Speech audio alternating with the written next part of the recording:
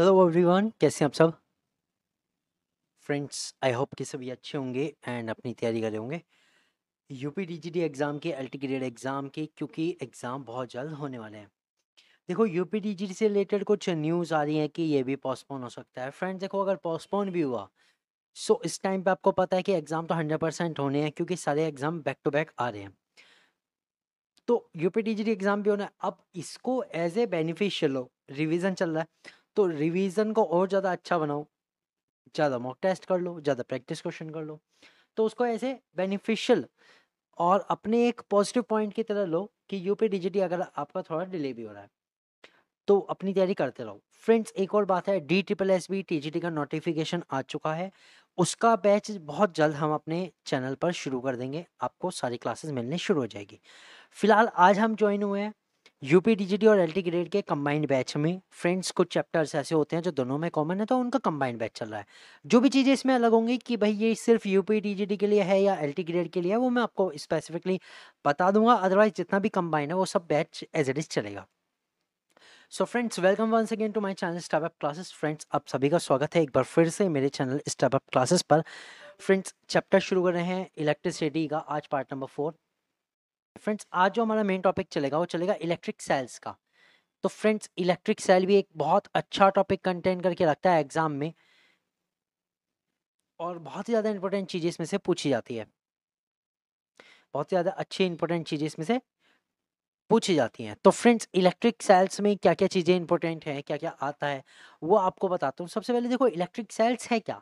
मैंने आपको कहा था कि जब हम केमिस्ट्री को शुरू कर रहे हैं, बेसिक कराने के बाद हमारे पास जो टॉपिक आता है वो पार्ट में डिवाइड हो गया था, जिसमें से मैंने बताया था कि इलेक्ट्रिक जो है इलेक्ट्रिसिटी का एक आता है हीटिंग इफेक्ट, फिर आता है इलेक्ट्रिसिटी का केमिकल इफेक्ट, फिर आता है इलेक्ट्रिसिटी का मैग्नेटिक इफेक्ट। तो ये तीन इफेक्ट में पार्टीशन डिवाइड किया था। तो पार्टीशन एक में जो हमारे हीटिंग इफेक्ट था वो बहुत सिंपल सा था, वो मैं बता चुका हूँ। आज हम बात करेंगे इलेक्ट्रिक इफेक्ट के, इलेक्ट्रिसिटी के, केमिकल इफेक्ट की।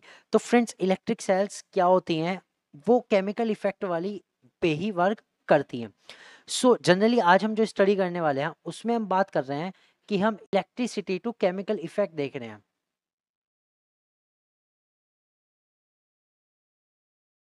ओके, या फिर हम इसे वाइस वर्सा भी कह सकते हैं, दैट केमिकल इफेक्ट से इलेक्ट्रिसिटी देख रहे हैं।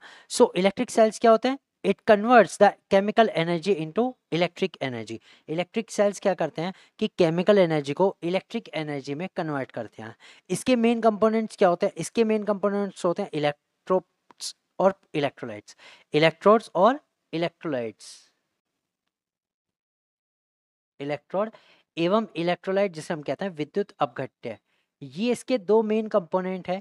अब ये दो मेन कंपोनेंट मैंने इसलिए बताया क्योंकि एग्जाम में अगर कोई सेल दे दी जाती है तो उसकी यही चीज पूछी जाती है कि इसमें इलेक्ट्रोड किस चीज का बना है और इसमें जो इलेक्ट्रोलाइट है वो क्या चीज है। ठीक है, तो दो मेन कंपोनेंट हमारे पास होते हैं। अब जो टाइप ऑफ सेल है उसको हम इसकी कैटेगरी पे डिवाइड कर सकते हैं कि वो किस तरह से काम करता है। तो इसमें दो तरह के आ जाते हैं, एक प्राइमरी सेल्स और एक सेकेंडरी सेल्स। तो फ्रेंड जो प्राइमरी सेल्स होते हैं जनरली उन्हें इरिवर्सिबल कहते हैं। इरिवर्सिबल के मतलब होता है कैन नॉट बी चार्ज, ये दोबारा से चार्ज नहीं किए जा सकते। जैसे कि आपका जो सिंपल पेंसिल सेल आता है ना, पेंसिल सेल में बात करूँ जो आपकी दीवार घड़ियाँ होती हैं उनमें जो लगता है वो वाला, ये वाला जो है पेंसिल सेल। ठीक है, इस तरह की जो सेल्स आती हैं वो होती हैं, ये दोबारा रिचार्ज नहीं की जा सकती, दोबारा इनको चार्ज नहीं किया जा सकता। So these are called the primary cells, okay, and can not be recharge, इन्हें रिचार्ज नहीं किया जा सकता। इनके एग्जाम्पल होते हैं वोल्टाइक सेल, लैक्लांशिया और ड्राई सेल और डैनियल सेल।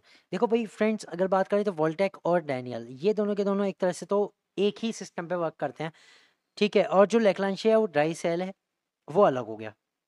ये सारे के सारे एग्जाम्पल प्राइमरी सेल्स के हैं और ये एक बार यूज हो जाए तो इन्हें दोबारा चार्ज नहीं किया जा सकता। पॉइंट इज क्लियर सबको।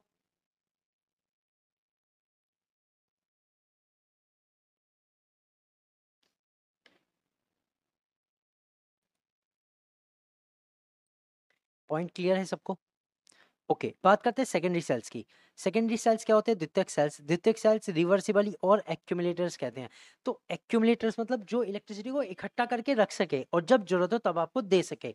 ठीक है, तो एक तरह से ये रिवर्सिबल भी है, इनको बार बार चार्ज किया जा सकता है। ठीक है, और बार बार यूज किया जा सकता है। So these are can be charge by external sources, इनको एक्सटर्नल सोर्स से दोबारा चार्ज किया जा सकता है। ओके, सो इसके एग्जांपल क्या होता है, lead storage cell alkaline accumulator.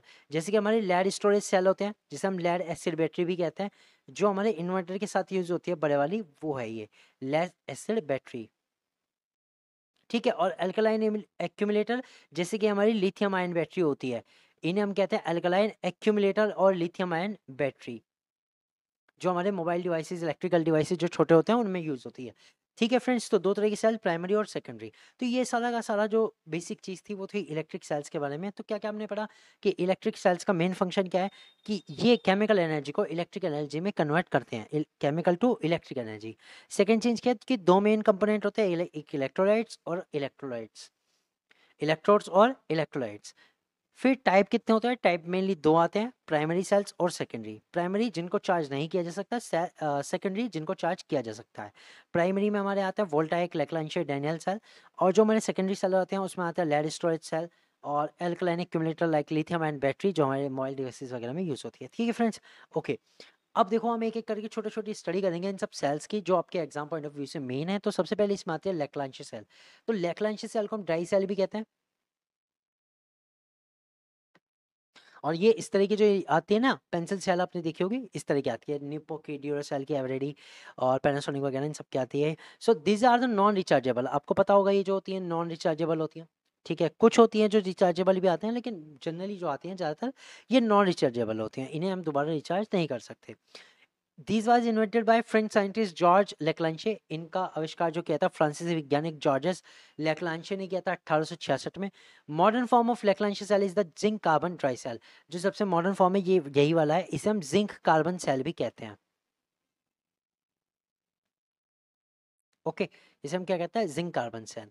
तो अब फ्रेंड्स ये तो बात हो गई मेन मेन चीज। अब इसमें देखो ये क्या होता है, एक कैथोड होता है जो बीच में होता है, और जो ये मेटल का कंटेनर है साइड का साइड, ये पूरा का पूरा एनोड का काम करता है। ठीक है, यानी कैथोड की तो बस रोड है, ठीक है, बाकी जो ये पूरा का पूरा कंटेनर होता है जिसके अंदर ये सारे सामान होता है, वो सारा का सारा एनोड होता है। ओके, अब इसके अंदर एक ग्रेफाइट की रोड होती है, ठीक है, जो कैथोड का काम करती है विद अ मेटल कैप, जिसके ऊपर धातु की कैप लगी होती है। जैसे आप ये देख रहे हो, ये पीले कलर की ये धातु की कैप है। पोरस पेपर लाइनिंग होती है, एक पोरस मतलब जैसे कि छिद्रदार पेपर होता है, उसकी लाइनिंग होती है।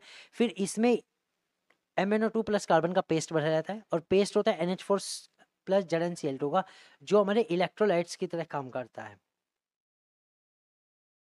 विद्युत अपघट्य। और यहाँ पर जो ये एनोड बना हुआ है पूरा का पूरा, वो जिंक मेटल का बनता है।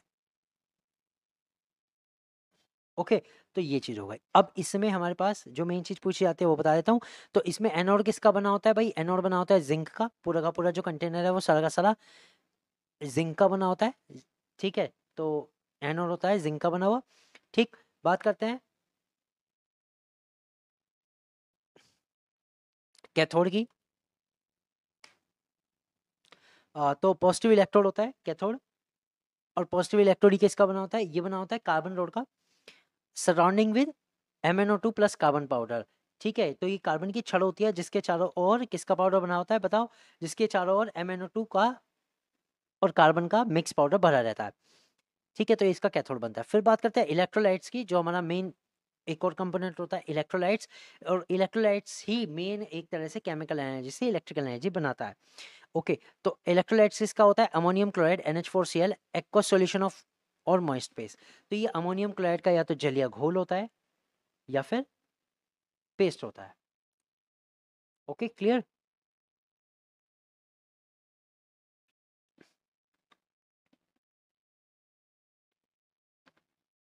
अब देखो हमारी अगली जो आती है वो आती है डैनियल सेल।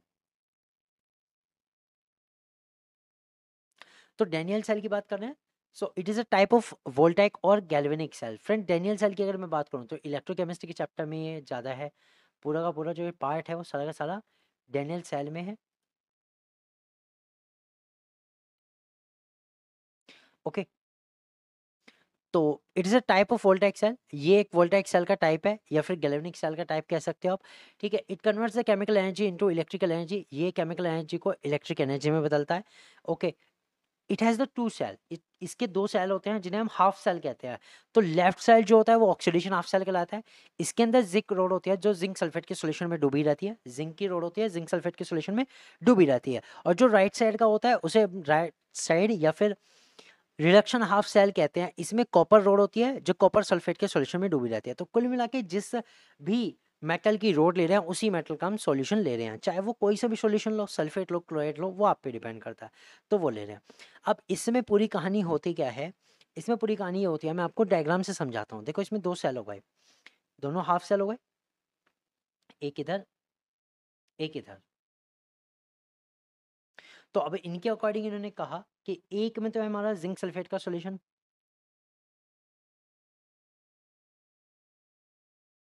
और इसके अंदर जो इलेक्ट्रोड डिप है वो भी जिंक की है।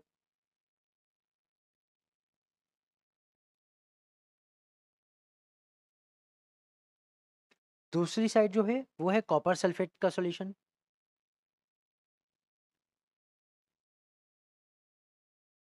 और उसके अंदर जो इलेक्ट्रोड है वो कॉपर की है।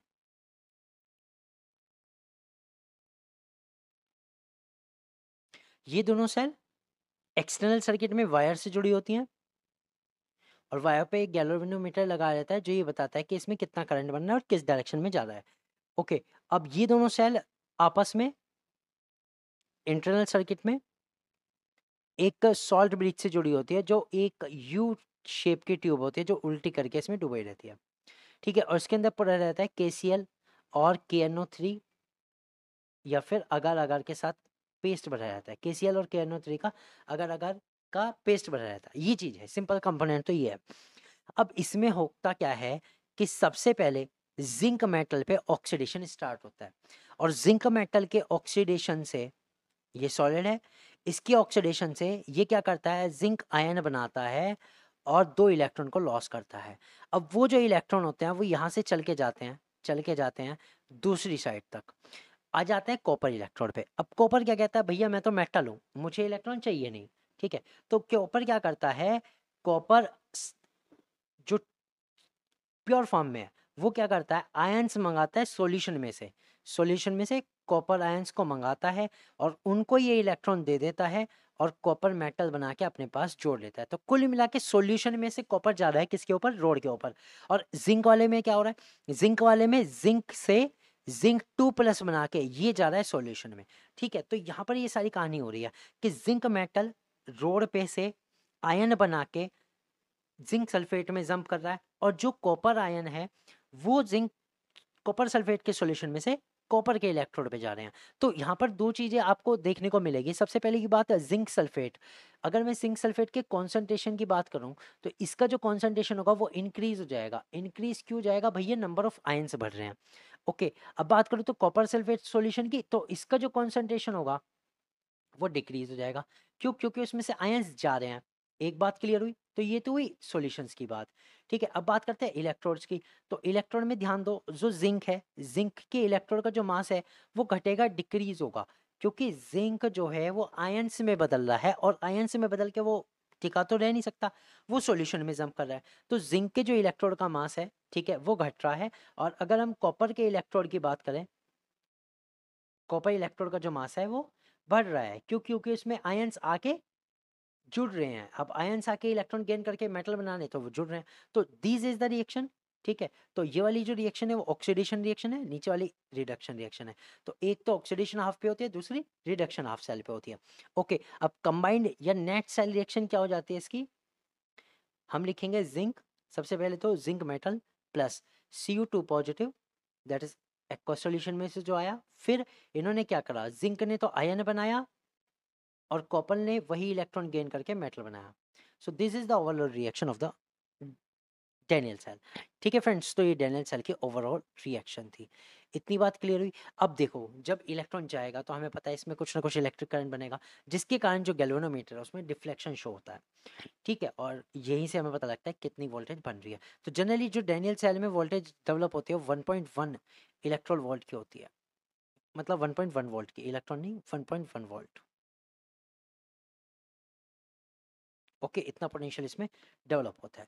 ठीक है फ्रेंड्स, तो ये बहुत इंपॉर्टेंट अच्छी चीज़ें थी डायग्राम, ठीक है, तो हमें क्या क्या पता लगता है, हमें पता लगता है electrode move from anode to cathode, जो इलेक्ट्रोड है वो एनोड से कैथोड की तरफ जा रहे हैं, and current moves from cathode to anode. अब करंट जो होता है इलेक्ट्रॉन के अपोजिट डायरेक्शन में चलता है, तो जो करंट चलेगा वो कैथोड टू एनोड चलेगा। तो इलेक्ट्रॉन कहाँ चल रहे हैं, एनोड टू कैथोड, और जो करंट है वो इसके अपोजिट होता है, तो करंट कहाँ जाएगा, कैथोड टू एनोड।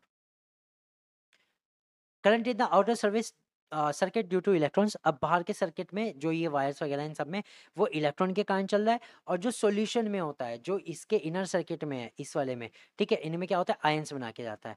भाई कॉपर सल्फेट यहाँ चला गया, सल्फेट बचे, उसको मेटल दे देगा सॉल्ट ब्रिज, और इधर वाले को जो जिंक आया था उसको आयन दे देगा कौन, Cl नेगेटिव, ठीक है, KCl में से। तो ये चीज होती है, इस तरह से आयंस इनर सर्किट में इलेक्ट्रिसिटी का फ्लो कराते हैं, ठीक है, तो आयंस बना के। ये हुआ डेनियल सेल फ्रेंड्स, इंपॉर्टेंट चीज है, ध्यान रखना। अब बात करते हैं लेड स्टोरेज सेल की। लेड स्टोरेज सेल देखो ये वाला जो आपके इन्वर्टर के साथ आता है, ठीक है, लिव गार्ड, मैक्सिमा, ल्यूमिनस, इन सब का।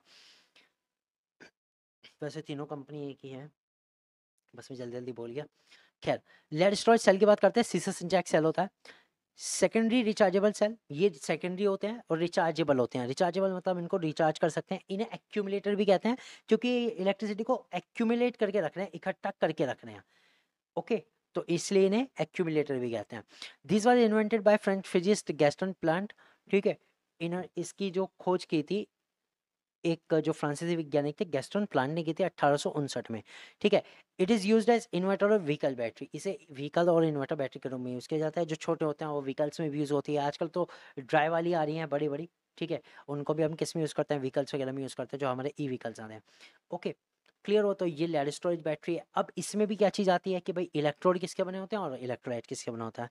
तो इलेक्ट्रोलाइट्स में अगर हम बात करें, तो इसका जो इलेक्ट्रोलाइट होता है 38% सोल्यूशन होता है H2SO4 का, जिसकी डेंसिटी 1.285 ग्राम पर लीटर होती है, ठीक है। तो 38% सोल्यूशन होता है H2SO4 का। पहली चीज, इलेक्ट्रोलाइट तो बस H2SO4 है, 38% सोल्यूशन है, ठीक है, और इसकी जो डेंसिटी है 1.285 ग्राम पर लीटर होती है, ओके। नाउ अब बात करते हैं कि एनोड किसका बना होता है। तो एनोड क्या होता है, a rod of lead plate, lead की छड़े होती हैं, इस तरह से लेड की छड़े होते हैं, आप ये देख लो सारी की सारी लेड से जुड़ी हुई एनोड है, तो लेड की छड़े। अब कैथोड की बात करते हैं, तो कैथोड भी लगभग सिमिलर होता है, बस इसमें थोड़ा अलग होता है।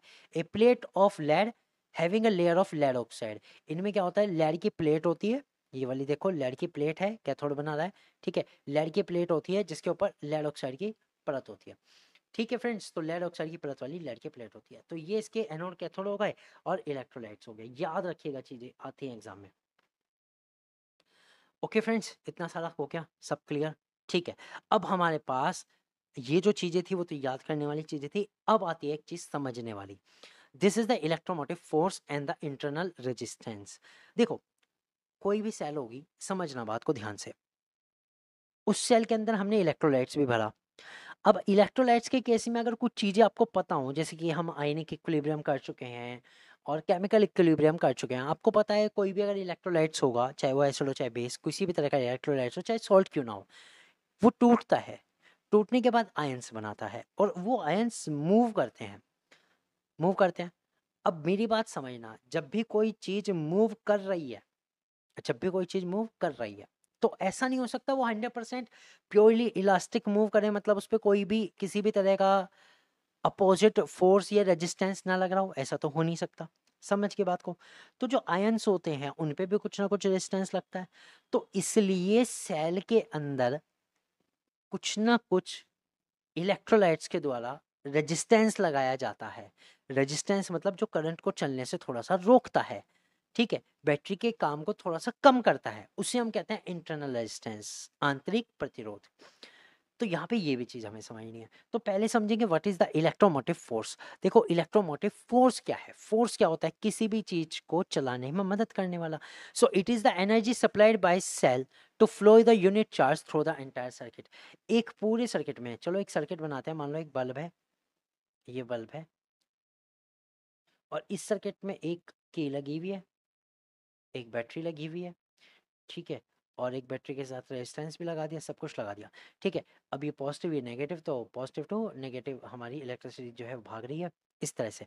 अब बात करते हैं इसमें क्या हो रहा है। हम ये कह रहे हैं करंट को, मान लो करंट है, करंट को छोड़ो, चार्ज को, एक चार्ज है, इसको पूरे सर्किट में ले जाके वहीं उसी बिंदु तक वापस लाने में जितना आपने एनर्जी लगाई, जितना आपने उसमें वर्क किया, उसी को हम क्या कहते हैं, इलेक्ट्रोमोटिव फोर्स कहते हैं। सो इलेक्ट्रोमोटिव फोर्स ई बराबर क्या हो गया भाई, जितना वर्क किया गया डिवाइडेड बाय जितने चार्ज को लेके गए, E is equal W upon Q. अब आपको सर ये तो पोटेंशियल के बराबर है, बिल्कुल पोटेंशियल के बराबर ही है, लेकिन पोटेंशियल क्या होता है, बिटवीन द टू पॉइंट्स होता है, ध्यान देना, बिटवीन द टू पॉइंट्स होता है। इलेक्ट्रोमोटिव फोर्स हम बात करें पूरे सर्किट की, एंटायर सर्किट, ओके ये चीज है, बाकी दोनों सेम है। इसकी ऐसे यूनिट भी क्या होती है, वोल्ट होती है, ओके तो ये चीज इंपॉर्टेंट थी। इलेक्ट्रोमोटिव फोर्स मैंने बता दिया, फॉर्मूला याद रखना, E is equal W upon Q. अब बात करते हैं इंटरनल रेजिस्टेंस की।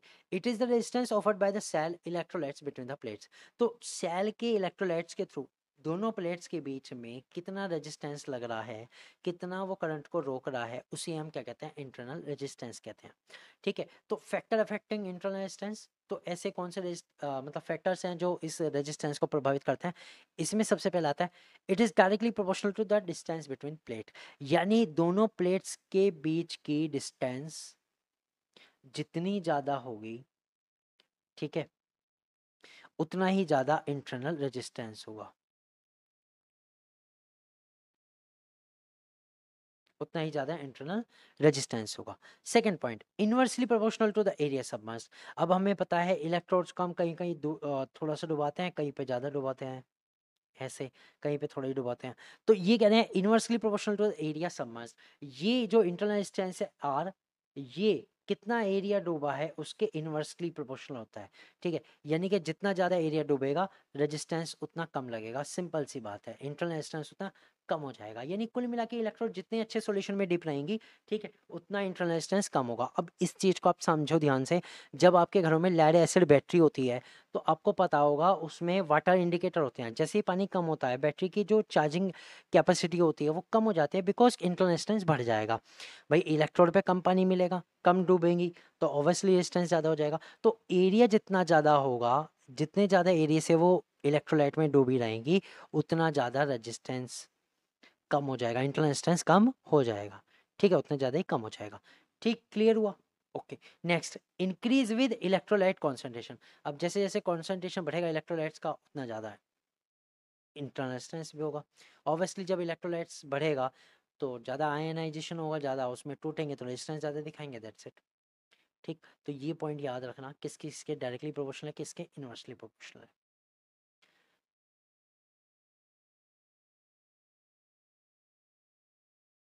तो यहाँ तक चीज़ें क्लियर है, एक बार क्लियर है तो जल्दी से कर दो यस सर।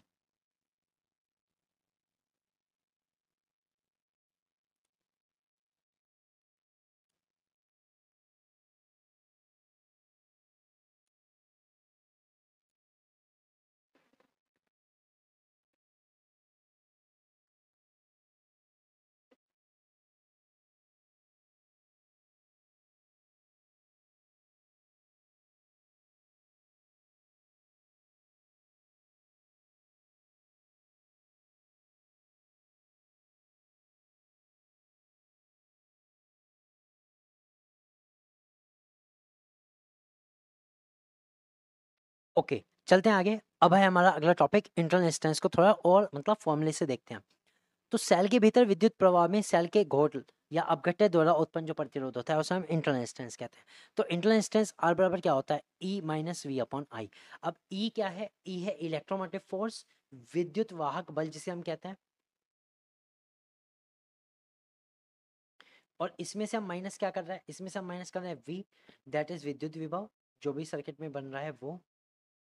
और आर, आर तो नहीं, बात करते हैं आई की। आई क्या है, आई है करंट जो सर्किट में बहती है इलेक्ट्रिसिटी की सेल के कारण, ठीक। तो इसमें आर क्या होता है, आर होता है इंटरनल रेजिस्टेंस। ये किसका होता है, ये सेल का इंटरनल रेजिस्टेंस होता है।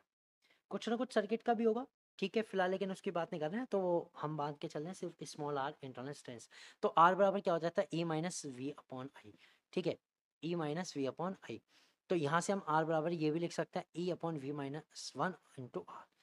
तो इन दोनों फॉर्मूले से आप जो चाहें वो यूज़ कर सकते हैं। यहाँ से एक और फॉर्मूला जनरेट हो सकता है, E is equal V plus I R, ये भी जनरेट हो सकता है, और V बराबर E माइनस आई आर, ये भी जनरेट हो सकता है। ठीक है, तो ये 3-4 फॉर्मूले थे जो मैंने बता दिए। अब बात करते हैं इंटरनल स्ट्रेंथ को प्रभावित करने वाले कारक, सेल के आंतरिक प्रतिरोध को प्रभावित करने वाले कारक। सबसे पहले दोनों के प्लेटों के बीच की दूरी के अनुक्रमानुपाती। ठीक है, अगर दोनों प्लेटों के बीच की दूरी जितना ज्यादा होगा, इंटरनल स्ट्रेंथ ज्यादा होगा।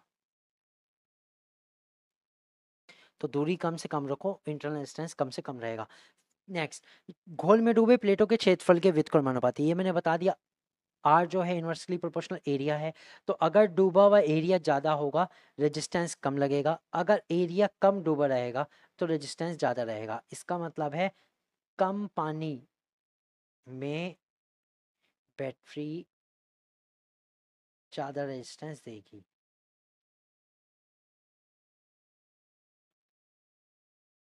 ओके, नेक्स्ट, विद्युत अपव्यय की सांद्रता बढ़ाने पर बढ़ता है। ऑब्वियसली जितना ज़्यादा कॉन्सेंट्रेशन होगा उतना ज़्यादा आयनाइजेशन होगा, उतना ज़्यादा उसमें रेजिस्टेंस आएगा। तो R is directly proportional to सी।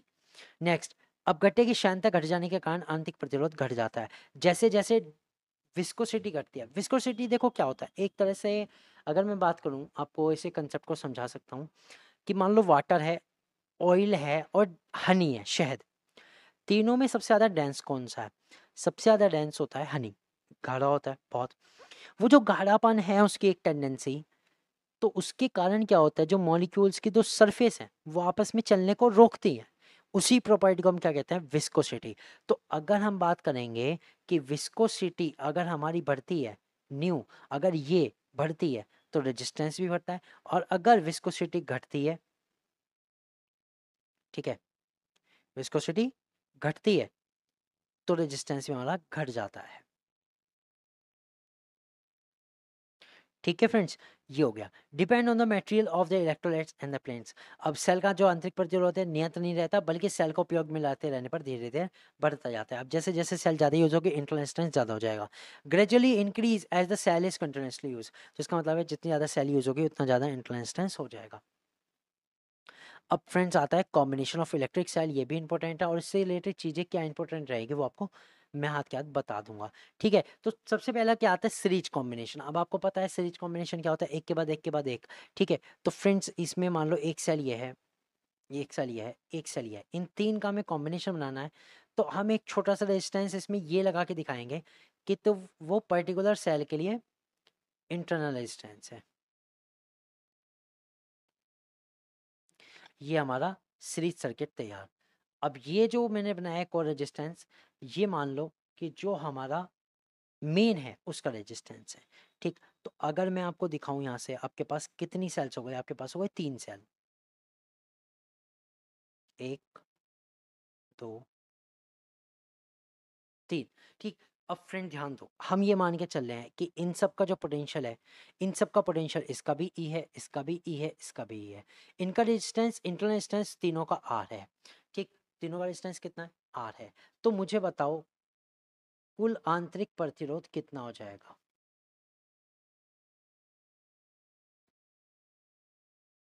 ठीक है, मान लो ये तो 3 सेल है, अगर 9-10 हो तब क्या होगा? ठीक है, तो कुल आंतरिक प्रतिरोध जो जाता है N इंटू आर।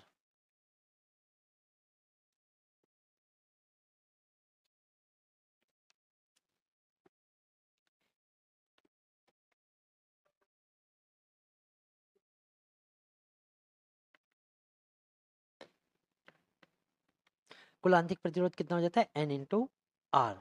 ठीक है, तो N क्या है? N is the number of cells, N is the number of cells. अब यहाँ पे 3 है तो 3 इंटू आर हो जाएगा, बाकी जितनी भी सेल्स होंगी उसके अकॉर्डिंग आ जाएगा, तो हमने N इंटू आर लिख दिया। ठीक, अब यहाँ से एक बात बताओ, चलो ये तो हमारा क्या आ गया, सेल का इंटरनल रेजिस्टेंस आया, एक चीज हो गई। दूसरी बात, अब हम बात करते हैं कि इसमें टोटल जो हमारा एक तरह से ईएमएफ आ रहा है, टोटल ईएमएफ, कुल विद्युत वाहक बल,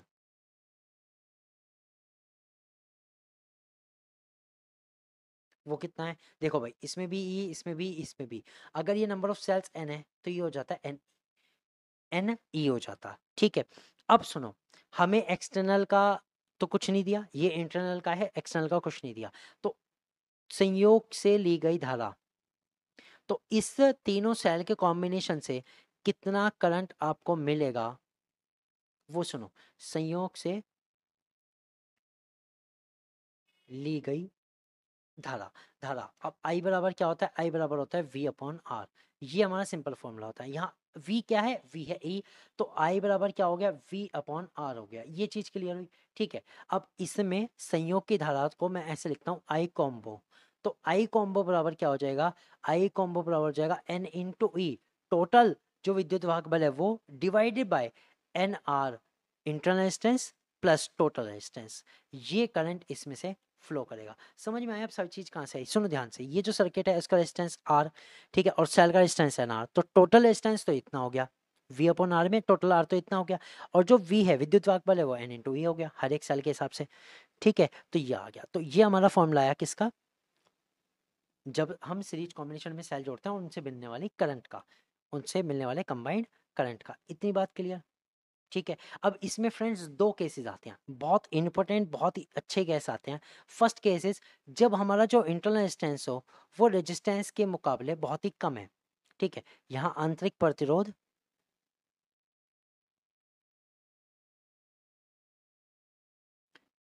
बाह्य प्रतिरोध से बहुत कम है।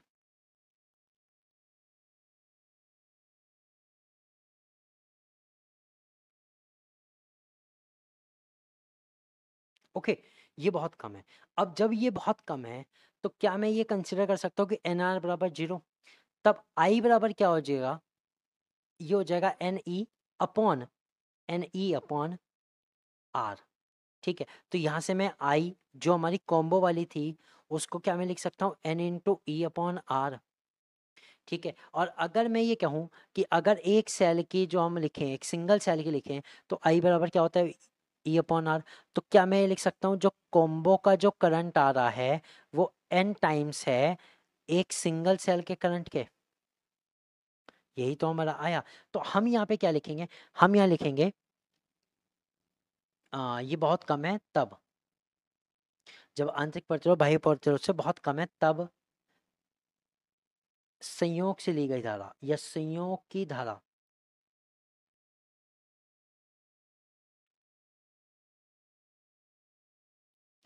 एक सेल से ली गई धारा का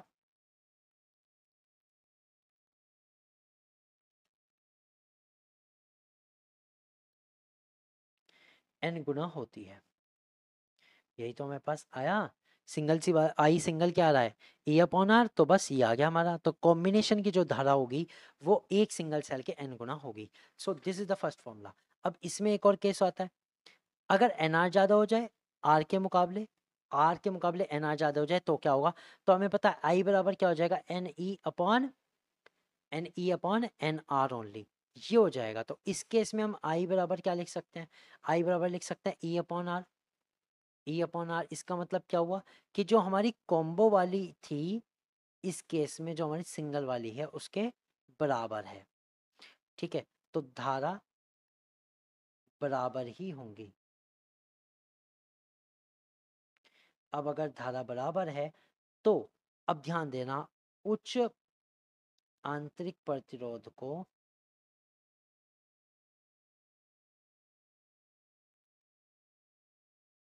श्रेणी क्रम में जोड़ने पर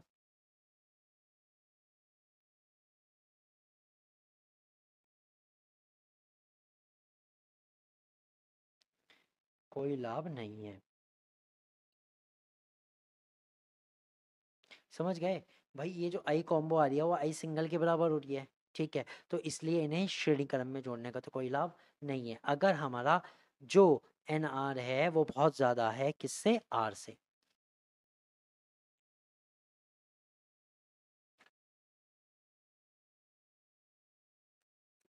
ओके फ्रेंड्स, तो ये हमारा कौन सा था, ये हमारा सीरीज सर्किट था। अब बात करते हैं पैरेलल सर्किट की। पैरेलल मतलब समांतर।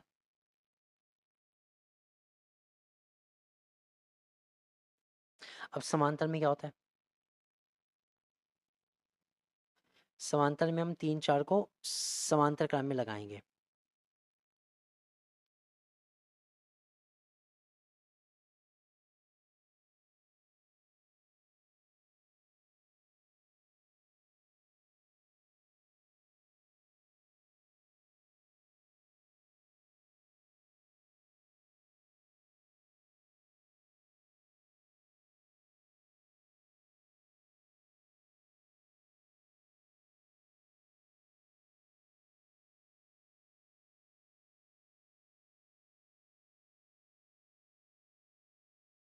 ये हो गया फ्रेंड्स, ठीक है, ये समांतर क्रम है। अब इसमें जो कुल आंतरिक प्रतिरोध होगा उसका फॉर्मूला क्या होगा?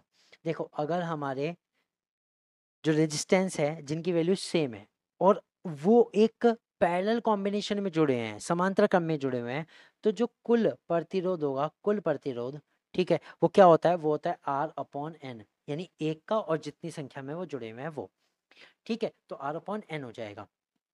एक बात क्लियर हुई? Okay, R/N। अब इसमें बताओ कुल विभव कितना होगा? कुल विभव होगा सिर्फ E। क्यों? क्योंकि देखो, इसमें जो विभव नापेगा वो सिर्फ 2 पॉइंट के बीच नापेगा। इस तरह से अगर मैं नापूं तो वो कुछ ऐसे नापेगा, सिर्फ 2 पॉइंट के बीच। अब जो 2 पॉइंट हैं उनके बीच जो विद्युत वाहकबल है वो सारा का सारा सेम रहेगा, ठीक है, तो E रह गया। ठीक, यहाँ से E आ गया। अब हमें दो चीजें पता लगी। अब इनको हमें क्या करना है? अब इनको हमें अच्छे से I निकालना है और जांचना है फिर बाद में। तो I बराबर क्या आ जाएगा? I बराबर हो जाएगा E/R/N प्लस R। ठीक है, यही तो फॉर्मूला था भाई, NR प्लस R था। यहाँ पे मैंने क्या करा? R/N कर दिया, प्लस R कर लिया। तो यहाँ से अगर मैं देख रहा हूँ तो ये फॉर्मूला जो मॉडिफाई होकर आता है वो होता है NE, N ऊपर चला गया, R प्लस NR, ये आता है। ठीक है, अब इसमें हमें जो कंडीशन देखनी है वो ये है कि if first condition R is very very less than R, R जो है स्मॉल r वो बहुत ही छोटा है, वो बहुत ही छोटा है। तो अगर ये बहुत छोटा है तो इस केस में संयोग यानी कि कॉम्बिनेशन से ली गई धारा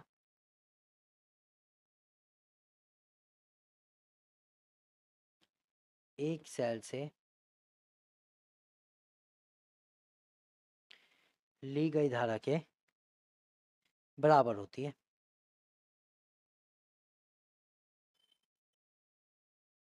ठीक है, तो ये एक सेल से ली गई धारा के बराबर होती है। ओके, अब बात करते हैं second, R is greater than R। ये जो R है रेजिस्टेंस वो दूसरे वाले R से बहुत ज़्यादा है। तब क्या करना पड़ेगा? अगर R बहुत ज़्यादा है कैपिटल R से, ठीक है, स्मॉल r ज़्यादा है, इंटरनल रेजिस्टेंस बहुत ज़्यादा है, तो आपको क्या करना पड़ेगा? इसमें आपको इसमें फॉर्मूला लगाना पड़ेगा। ठीक है, तो फॉर्मूला अगर मैं लगाता हूँ तो सिंपल सी मुझे बात दिख रही है, R रह जाएगा, दैट इज I जो कॉम्बो की आएगी वो सिर्फ NE/R रह जाएगी। यही तो आएगी भाई, इस R को तो कंसिडर कर सकते हैं एज ए जीरो, तो ये रहेगा ही। तो यहाँ पे मैं कह सकता हूँ I जो कॉम्बो आया है वो N ऑफ I सिंगल आया है। ठीक है, N ऑफ I सिंगल आया है। अब दूसरा केस हमारे पास क्या बनता है?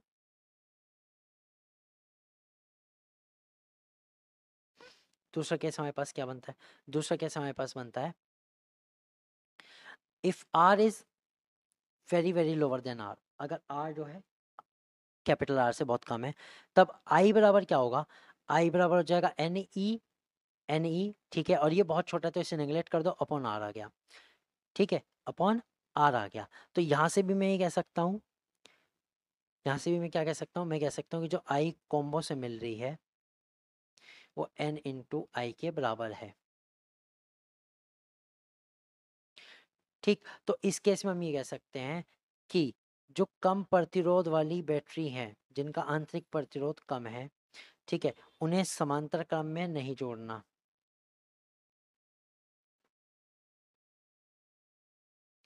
और जो उच्च प्रतिरोध वाली है क्योंकि उनका रेजिस्टेंस पहले से ज़्यादा है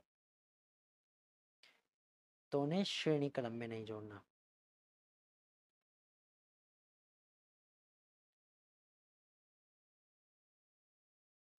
ओके,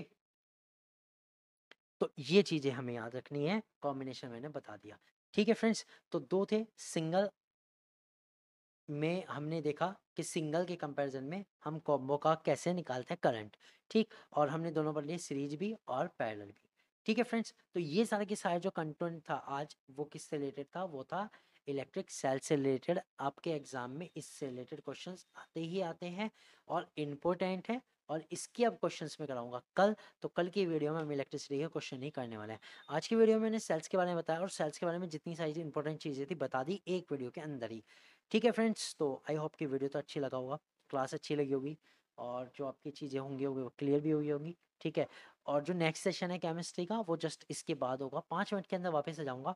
उसके बाद हम केमिस्ट्री शुरू करेंगे। ठीक है, और आज हम केमिस्ट्री में पीरियोडिक ट्रेंड पढ़ने वाले हैं, तो जल्दी से ज्वाइन कीजिएगा। ठीक है, 5 मिनट के बाद, और ये क्लास क्विट करके ही ज्वाइन कीजिएगा, अदरवाइज आपकी जो रिकॉर्डिंग हो वो मिक्स हो जाएगी। ठीक है फ्रेंड्स, और अगर आपने थोड़ा लेट ज्वाइन किया था तो आप इसकी वीडियो देख लेना, थोड़ी देर बाद प्रोसेस होके ऐप पे दिख जाती है। चलिए फिर ठीक है, मिलते हैं उसी सेशन में और कल इसके प्रैक्टिस क्वेश्चन करेंगे। ज्वाइन करना टाइम से।